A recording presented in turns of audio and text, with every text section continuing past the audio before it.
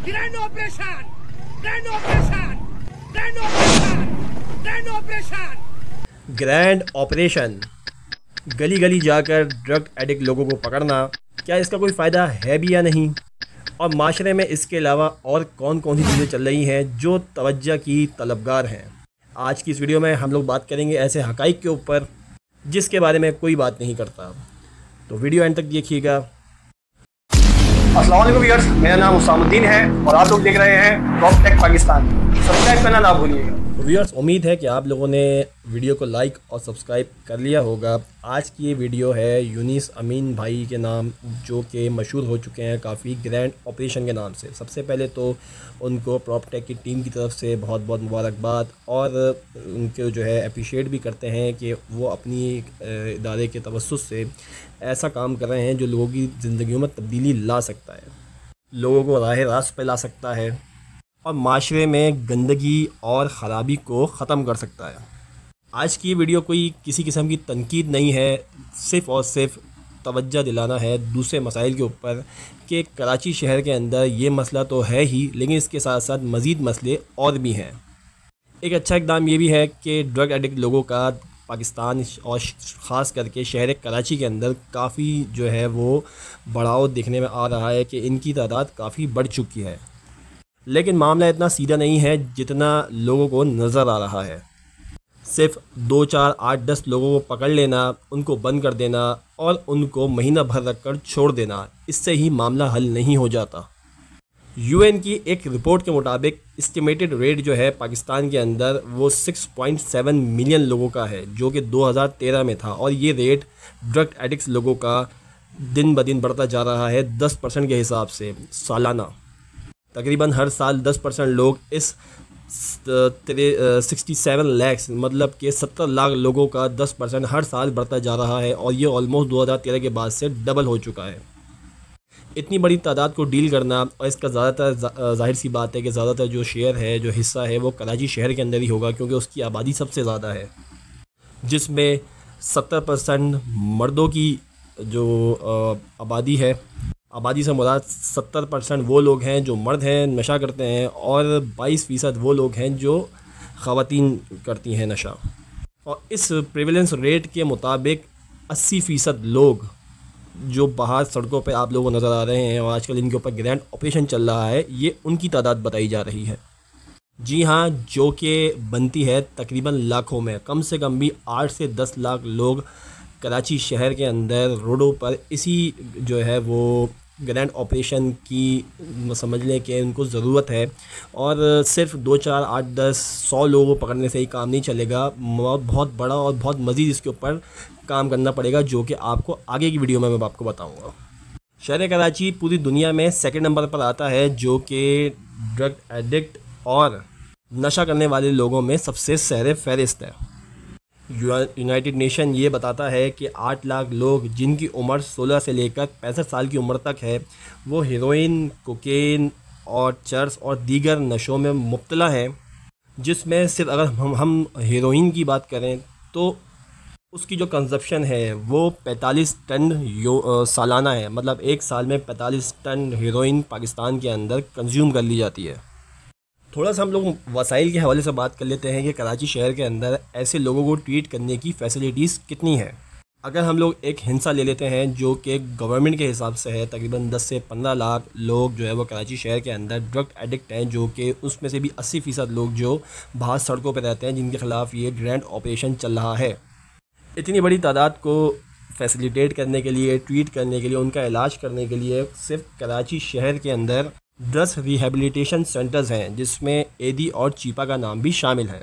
और ये याद रहे कि ये जो मैंने आप लोगों को नंबर्स बताए हैं, ये दिन ब दिन बढ़ते जा रहे हैं और सालाना इसमें 10% तक का इजाफा हो रहा है। तो गवर्नमेंट को चाहिए कि गवर्नमेंट की सतह के ऊपर कुछ ऐसे और मज़ीद रिहेबिलिटेशन सेंटर का जो है वो क़याम किया जाए, उनको इस्टेब्लिश किया जाए, ताकि ऐसे लोगों को मज़ीद जो है वो इस दलदल में गिरने से बचाया जा सके। इन्फॉर्मेशन के मुताबिक चीपा और एडी की हम लोग बात करते हैं तो ये बहुत बड़े जो वेलफेयर इदारे हैं, लेकिन इनके पास सिर्फ जो इनकी कह लें कि टेम्परेरी ट्रीट करने की सलाहियत मौजूद है, जिसमें शेल्टर, फूड और मेडिसिन्स वगैरह ये लोग फराहम करते हैं। लेकिन उसके बाद टेम्परेरी शेड देकर उनको रिलीज़ कर दिया जाता है। इसी के हवाले से आप लोगों को एक कुछ मेडिकल पॉइंट ऑफ व्यू से आप लोगों को समझाऊं कि ये कितनी ख़तरनाक बात है कि अगर कोई शख्स किसी हेरोइन, कोकेन या किसी भी ड्रग के नशे में मुब्तला है तो क्या वो उसको इतनी आसानी से छोड़ सकता है? क्या उसको 1 महीना रख कर उसको नहला धुला कर और उस पर थोड़ा सा काम करके उसको रिलीज़ करने से क्या उसके ये नशे की आदत छूट जाएगी? तो आए आपको थोड़ा सा मेडिकली पॉइंट ऑफ व्यू से मैं आपको बताता हूँ। अल्लाह ताला ने हमारे दिमाग के अंदर कुछ न्यूरो ट्रांसमीटर्स रखे हैं। दिमाग न्यूरो ट्रांसमीटर्स पे चलता है। बहुत सारे तकरीबन 4 से 5 न्यूरो ट्रांसमीटर्स होते हैं, जिसमें सबसे अहम काम ड्रग के हवाले से हम लोग बात कर लेते हैं, वो होता है डोपामिन का। डोपामिन एक ऐसा न्यूरो ट्रांसमीटर होता है कि जो खुशी मिलने पर रिलीज़ होता है। इसकी मैं आपको मिसाल दूं कि अगर आपका कोई काम करने का दिल चाह रहा है और वो काम हो जाता है तो जो आपको अंदर से खुशी महसूस होती है वो आपको डोपामिन फ़ील करवाता है। एक आम इंसान के अंदर डोपामिन की जो परसेंटेज होती है वो अगर वो खाना खाता है तो 50% तक उसका डोपामिन रिलीज़ होता है। और अगर उसको कोई फेवरेट काम करता है, जस्ट लाइक जो भी उसको काम पसंद है, इसमें 2-4 चीज़ें और भी शामिल हैं, कुछ सेक्सुअल साइट्स के ऊपर भी इसके ऊपर बहुत सारी चीज़ें शामिल हैं, वो करने पर उसको 100% तक उसका रिलीज़ होता है ब्रेन के अंदर, जिससे उसको खुशी मिलती है। ये बेसिकली एक रिवार्ड सेंटर होता है, जो कोई भी काम, कोई मनपसंद काम करने पर या कोई खुशी का काम करने पर उसका दिमाग उसको रिवॉर्ड देता है। और सोशल इंटरेक्शन करने पर, जस्ट लाइक अपने दोस्त, अहबाब या किसी ऐसे शख्स से मिलने पर, ये जो डोपामिन है ये 100% से भी ज़्यादा बढ़ जाता है। मतलब समझ लेंगे जो आम अल्फाज से हम कहते हैं कि यार किसी कोई खुशी मिलने से खून बढ़ गया, तो ये इसकी मिसाल ऐसी है। इसके मुकाबले में हम लोग उन लोगों की बात कर लेते हैं जो कि ड्रग एडिक्ट हैं और एडिक्शन का शिकार हैं। जो लोग निकोटीन लेते हैं उनका जो डोपामीन है वो 150% तक रिलीज़ होता है, जो कि एक आम, जैसा कि मैंने आपको बताया कि 100% या 100 से थोड़ा सा ज़्यादा एक आम इंसान के अंदर रिलीज़ होता है उसके दिमाग में। और निकोटीन लेने से एक एडिक्टिव जो शख्स होता है उसके दिमाग में रिलीज़ होता है। अल्कोहल लेने से ये डोपामीन की जो क्या लें कि जो लेवल है वो 200% तक पहुँच जाता है। और कोकेन लेने से 350% तक पहुँच जाता है। मतलब उसके दिमाग में एक ब्लास्ट होता है। और एक और ख़तरनाक ड्रग है जिसका नाम है मीथाफेटामिन। जो इसका ड्रग एडिक्ट लोग होते हैं, जिनको इसकी नशे की आदत होती है, उनके लेने से उनके दिमाग में 1000% तक 1000% तक डोपामिन इंक्रीज़ हो जाता है, जो कि उसका दिमाग इस चीज़ को याद रखता है। तो क्या आप लोगों को लगता है कि महीना 2 महीना किसी इंसान को कैद रखने से और उसको नहला धुला के छोड़ देने से क्या उसकी नशे की आदत छूट सकती है? हरगिज़ नहीं, क्योंकि दिमाग को अल्लाह ताला ने एक सलाहियत दी है याद रखने की, वो उस चीज़ को याद रखता है। जस्ट लाइक कि अगर आप किसी भी ब्रांड की बिरयानी खाते हैं, आप उस ब्रांड की बिरयानी खाएंगे तो आप जब कहीं और जाएंगे, किसी भी लोकल फूड स्ट्रीट पे या किसी लोकल ठेले के ऊपर बिरयानी खाएंगे तो आपको मज़ा नहीं आएगा। क्यों? क्योंकि आपको तो उसी XYZ किसी भी ब्रांड की बिरयानी खाने की आदत है। इसकी मिसाल जस्ट ऐसी ही है, जिसे ब्रेन न्यूरोट्रांसमीटर रिटेंशन कहते हैं। तो फिर से उसके जो क्रेविंग्स हैं, उसके जो दिमाग है वो इसी चीज़ की इजाज़त देता है कि फिर से वही काम किया जाए। अगर उसके बाद थोड़े से पैसे होंगे तो वो उसको करेगा, फिर उसके बाद उसकी एडिक्शन दोबारा से बढ़ेगी और फिर से वो चोरी चकारी और जो भी हेरोइन का काम होता है वो करने दोबारा लग जाएगा। और इसकी रीअकरेंस होने की मेरा मतलब है कि इसकी दोबारा से पेश आने की जो चांसेस हैं वो 99.99% होते हैं। तो कहने से मुराद ये है कि सिर्फ इसके ऊपर पकड़ने से ज़्यादा इस पे रिहेबिलिटेशन सेंटर्स बनाए जाएँ, इसके ऊपर और मज़ीद काम किया जाए ताकि ऐसे लोगों को बेहतरीन तरीके से ट्रीट किया जा सके, ना कि सिर्फ सोशल मीडिया स्टंट्स और व्यूज़ के लिए। मज़ीद जब मैं ये वीडियोस देखता हूँ तो इसमें मुझे एक चीज़ नज़र आती है कि कराची शहर की तमाम पुलिस, मुझे ऐसा लगता है कि सिर्फ इसी ग्रैंड ऑपरेशन के अंदर शामिल है, क्योंकि जहाँ कहीं रॉबरी हो रही होती है या स्नैचिंग होती है वहाँ तो मुझे कहीं पुलिस नज़र नहीं आती।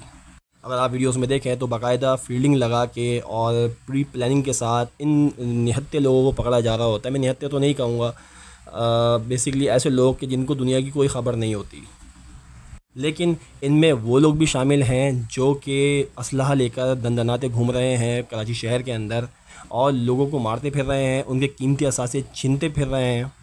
कराची की क्राइम रिपोर्ट आप लोगों से शेयर करूं तो 2024 से 2025 की रिपोर्ट है। 2025 के शुरू के 5 महीनों के अंदर कितना क्राइम रेट रहा, कितनी गाड़ियां छीनी, कितनी बाइकें छीनी, कितने मोबाइल छीने, कितनी रॉबरीज़ हुई, कितनी किडनैपिंग्स हुई, ये रिपोर्ट ये शो करती है। ये CPLC की रिपोर्ट है जो कि द नेशन अखबार, द ट्रिब्यून और नए स्पार्क आर्टिकल के अंदर ये शाया हो चुका है, जिसके अंदर कराची शहर के अंदर गाड़ियों की छीनने और चोरी होने की तादाद 550 है, बाइकों की तादाद 12,182 तक है।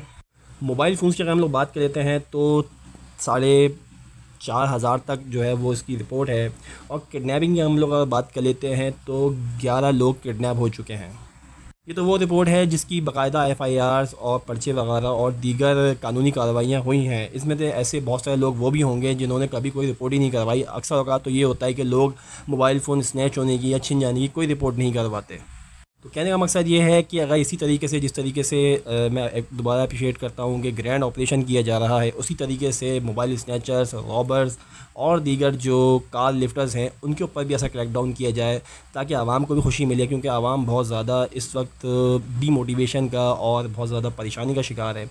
और इस ऐसे हालात के अंदर जहाँ महंगाई, डिसअपॉइंटमेंट और जो है वो बहुत सारी बर्डन्स हैं उनके ऊपर, मज़ीद ऐसी चीज़ें दिखने में आती हैं जो कि उनको मज़ीद परेशान कर देती हैं। तो व्यूअर्स, उम्मीद है कि ये वीडियो आप लोगों को पसंद आई होगी। आप लोगों की जो भी राय है कमेंट में बताना मत भूलिएगा, वीडियो को लाइक करना मत भूलिएगा, चैनल को सब्सक्राइब करना ना भूलिएगा। तो देखते रहिए प्रॉपर्टी पाकिस्तान। मैं हूँ आपका होस्ट हुस्सामुद्दीन। जज़ाकल्लाह।